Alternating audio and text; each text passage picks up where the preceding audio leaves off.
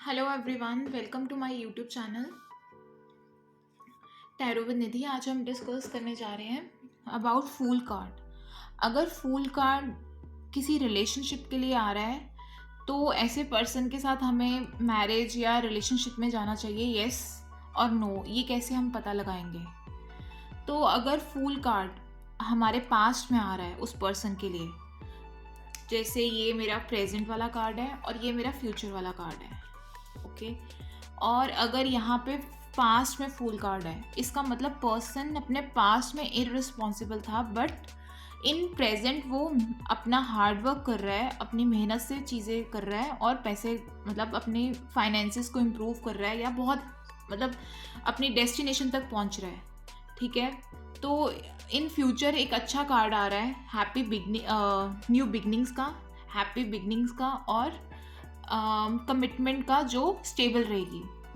But अगर यही card हमारा प्रेजेंट में आएगा तो अब मुझे इस पर्सन के साथ रिलेशनशिप में जाना चाहिए या मैरिज में, तो इसके लिए चांसेस है लो। इसलिए लो है या नो बनते हैं क्योंकि पर्सन अभी इररिस्पॉन्सिबल है, वो रिलेशनशिप की रिस्पॉन्सिबिलिटी नहीं ले पाएगा, ठीक है। वो कमिटमेंट से भागेगा।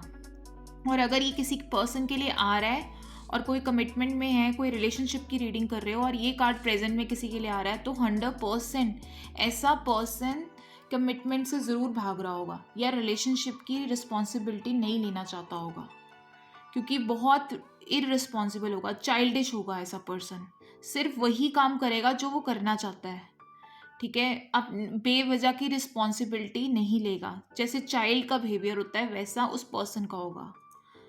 तो इसमें भी हम रिकमेंड करेंगे कि आप इस पर्सन के साथ मैरिज मत करो।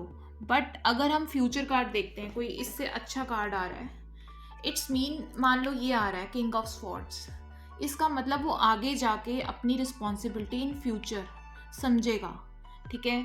आगे अपनी लाइफ में अपनी रिस्पॉन्सिबिलिटीज़ को समझेगा और आगे बढ़ेगा, क्योंकि ये है मेच्योरिटी का कार्ड। आगे जाके वो मेच्योर हो सकता है अपनी रिस्पॉन्सिबिलिटीज़ के लिए।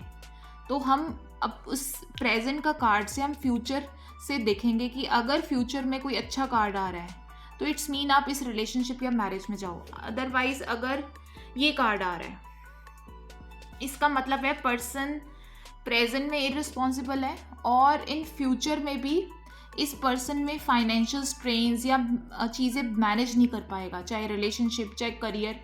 तो ऐसे पर्सन के साथ रिकमेंड यही करते हैं कि मैरिज में मत जाओ या रिलेशनशिप में मत जाओ, क्योंकि आगे भी उसकी लाइफ में इम्बैलेंस ही होगा, क्योंकि वो चीज़ें मैनेज नहीं कर पाएगा। और अगर यही कार्ड फ्यूचर में आ रहा है तो ये इंडिकेट करता है कि ऐसा पर्सन बहुत इररिस्पॉन्सिबल होगा और अपनी रिस्पॉन्सिबिलिटीज से भागेगा, ठीक है। तो ऐसे पर्सन के साथ आप रिलेशनशिप में मत जाओ, या मैरिज के लिए किसी के लिए आ रहा है तो आप इस पर्सन के साथ मैरिज में मत जाओ। आपको सारा रिस्पॉन्सिबिलिटी आपके ऊपर होगी, वो पर्सन रिस्पॉन्सिबिलिटी से भागेगा। सो अगर ये फ्यूचर में आ रहा है तो बिल्कुल नेगेटिव है, तो answer is no for this person. अगर ये प्रेजेंट में आ रहा है तो डिपेंड करता है फ्यूचर में कैसा कार्ड आ रहा है। अगर तो पॉजिटिव कार्ड है तो इट्स मीन्स कि वो आगे जाकर अपनी रिस्पॉन्सिबिलिटी समझेगा। अगर वो नेगेटिव कार्ड आ रहा है तो इट्स मीन्स कि आप इस पर्सन के साथ मत जाओ। प्रेजेंट कार्ड से हम देख सकते हैं पहले फ्यूचर को, और जो हमारा प्रेजेंट है वो फ्यूचर डिसाइड करेगा, ठीक है। अगर फ्यूचर में अच्छा कार्ड है तो आप इस पर्सन के साथ रिलेशनशिप में चले जाओ। बट यही कार्ड अगर फ्यूचर में आ रहा है, द फूल, तो आप इस पर्सन के साथ कमिटमेंट में मत जाओ, अदरवाइज आपको इश्यूज फेस करने पड़ेंगे।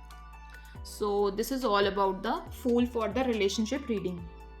So thank you for watching and please share and subscribe my channel.